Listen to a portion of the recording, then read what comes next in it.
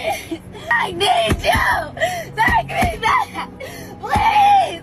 I'm going crazy! We are losing men to peace. We are losing men to ourselves. At the end of the day, there are only so many mistakes that you can make, and there are only so many things that a man will deal with and put up with until he eventually will leave you for his peace. But anyway, today I have some of the craziest clips of women try and get their man back after they broke up. And you won't want to miss the crazy last clip. I wanted to see if maybe we could close the door on the whole divorce attorney, type stuff. You know, I'm getting real sick and tired of you calling and coming over 24/7. Okay, well that's rude. That's not how I was expecting you to answer the phone at all. You want me to be cordial? This isn't a cordial period of our life. I mean, hope you know I that. was hoping we could have a cordial conversation. Are you willing to listen or no? Fine. God forbid. I mean, Okay. I should let all Well, this I go was through the calling- attorney, but Oh what do my you want? God. Well, I'm hoping that we can lose the attorneys. I was calling to let you know that I'm in line to pick up Micah from school, and I will drop him off after. But before you got in the car, I wanted to see if maybe we could close the door on the whole divorce attorney, type stuff. No. Why would we do that? Well, if you want me to be honest, Brian cheated on me. So, we're not together anymore. And so, we built a beautiful life together, and I understand that me, so making the Tinder and everything, I poetic understand justice that right fucked it there. up and that was a mistake. That's some poetic justice. You don't have to be rude. You're not. I just want to know. I know that the Tinder You was cheat on obviously me. a mistake on my. Can you just listen, Avery? I know that the Tinder was a mistake on my part, but I was wondering if you'd be open to reconciling our marriage and healing it, and we can go to therapy together. And her profile is absolutely hilarious. Single mom looking for a new daddy for my two sons. Must be over 6 foot and make 6 figures a year at least. No deadbeats. Whoa, I know my worth. So, I'm pretty sure what we are all thinking is that this is an S-tier example of what it feels like to get karma thrown back in your face. Of course, if you cheat on your husband, that is a very, very serious thing. And it will be very surprising if he does decide to forgive you or does decide, to stay together.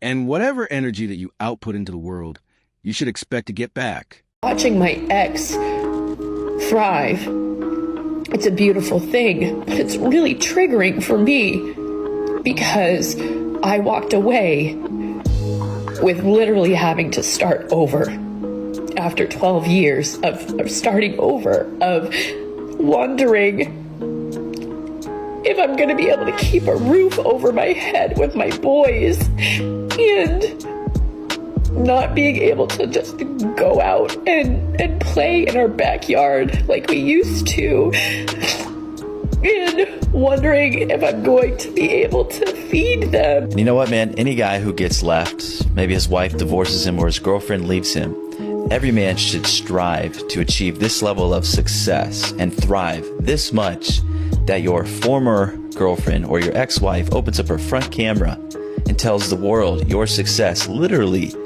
is triggering her. She literally said it triggers her. I mean, you really cannot make it up that it was her decision to leave, and she didn't want to be together anymore. But yet, she's the one that is mad and sad and crying on camera, posting it to the public on TikTok to the whole entire world that, hey, her husband has moved on. Stop. Stop.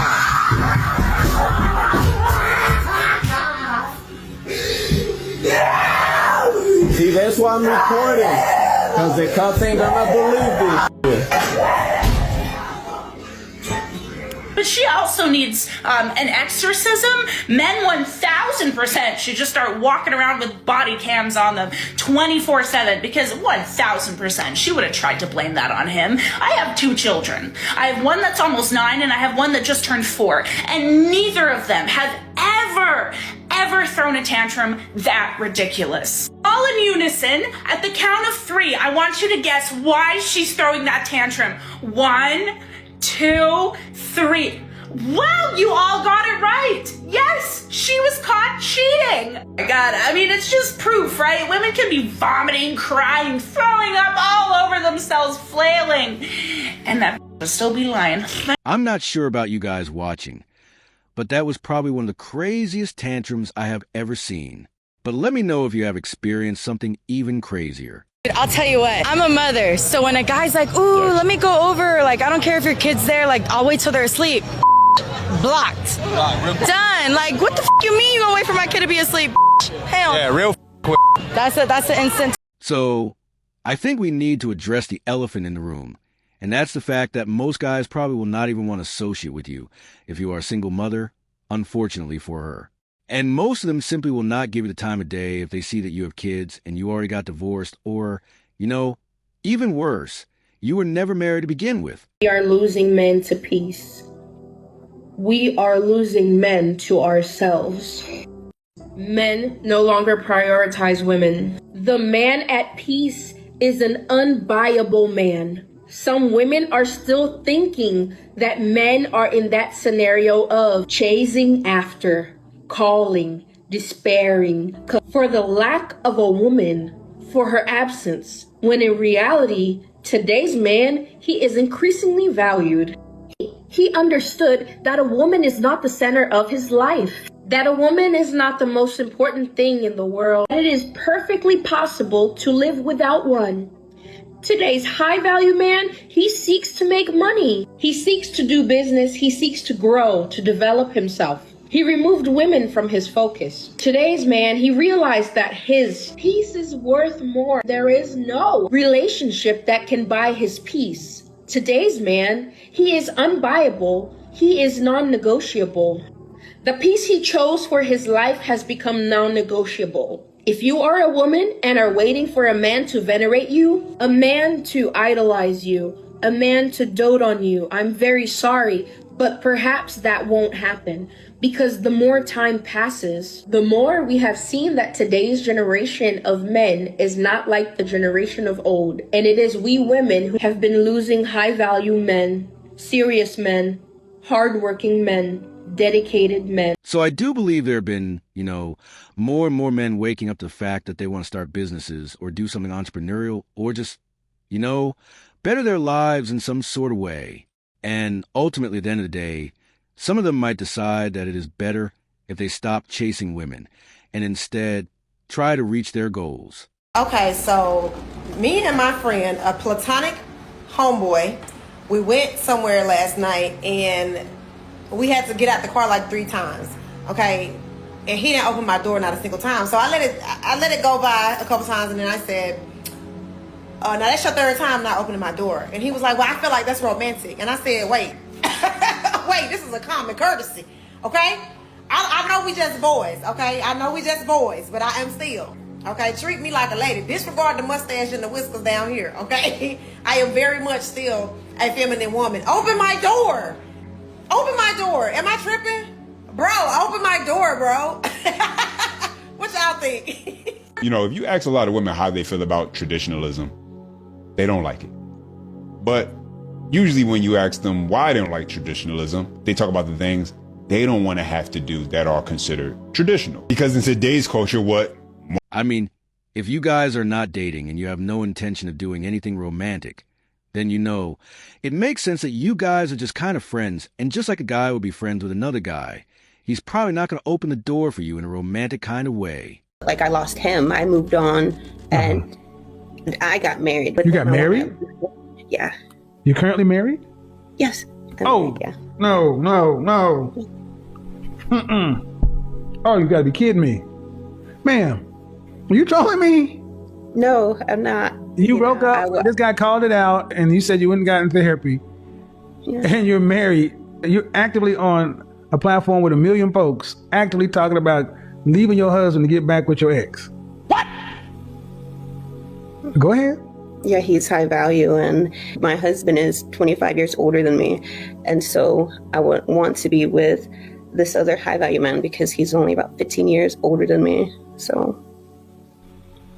And what does your husband do for a living? He's a pipe fitter. He works at a shipyard. So, if I'm hearing you correctly, you were with a previously high value man who was 15 years older than you? Yes. And you kind of ruined that relationship, ran in the ditch. He suggested therapy. And you came in saying you went and got therapy. But also in that course of time, you moved on and you got married. to a man who's 25 years older than you. And the reason you want to break your covenant with God and wreck your home of the pipe fitter guy is because the previous guy was higher value, meaning he earns more money? Yeah, and his social status. You probably have to be probably the worst woman I've ever spoken to. What? Wow. Yeah. I was hoping you were trolling, but the more you talk, the more realistic you are. So I honestly hope whoever knows this woman's husband. This man probably gave the woman on the call the biggest reality check that she's ever had because, you know, honestly, I can't even believe the things that she's saying. And I don't even think that she realizes how crazy it is that she wants to destroy everything that she has built, everything that her husband has built just to get back with her ex purely for monetary purposes. Also, do you side with a man or woman in the case I'm about to present here? Okay, I'm actually going to side with the man on it, but I'd like to hear what you have to say. So, this man and this woman, husband and wife, they're having a party. They've been married for a couple years, and the guy's stepkid, her kid, you know, is there at the party. Everybody's having a good time or whatever, and he's giving relationship advice to some of their friends. And she comes over and says, don't take relationship advice from him. And he says, thinks she's playing around and says, well, it got me you, didn't it? And he gives her a kiss or whatever, and she says, the only reason you got me is because I was recently divorced, scared, and I had a kid. And basically, he was a safe choice. And he goes silent, right? And I mean, I don't know. That would be so freaking devastating, okay? But a couple days later, she realizes how silent and how affected he is, and she tries apologizing. He said, I'll be okay. And then like 2 weeks later, she's starting to get into panic because he will not talk to her. He won't do anything. She starts cooking his favorite foods, trying to do all the things that he likes, even goes so far as to have their kids go stay at her parents' house, or his stepkid and her kid go stay at the parents' house. And then she takes him somewhere that was important to them, and they go stay a couple nights there. And then when they come back, he goes to work for a couple days. He comes back. As soon as he walks in the door, he said, can you sit down on the couch for a second? Sits down and said, we're done. We're getting a divorce. And she tried everything. She begged him not to go. She said, I love you now. I'm so sorry. Blah, blah, blah. I actually side with the guy on this, and I'm not trying to be mean. I understand everybody's situation would be different, but the fact of the matter is, and a lot of people are going to say, no, you work harder on a marriage. To me, that contract's null and void because she did not love him when she got into the relationship. Okay, she saw safety. She was panicked after her recent divorce, being a stay-at-home mom with a single kid, so she latched onto the first guy she didn't even love because he had money and could provide safety, and that's what she did, and admitted that's what she did. And so when he found out, he's like, oh, you don't love me? I don't want you then. Okay, the only thing that gives me hesitation about ending the marriage and everything would be the kid. How attached to him is the kid? Because it sounded like the other father wasn't in, he's a father figure, but the other real dad wasn't in the picture. And so you kind of don't want to harm the kid, but I'm also one who does not believe in parenting marriages. I've seen 4 of them in my own life. Every single one of them have their kids horrible messes, multiple divorces when they get older and all that stuff. But that's a side subject. This subject is, do you agree with this guy for divorcing her? She said she admitted she didn't love him. She'd just chosen for safety.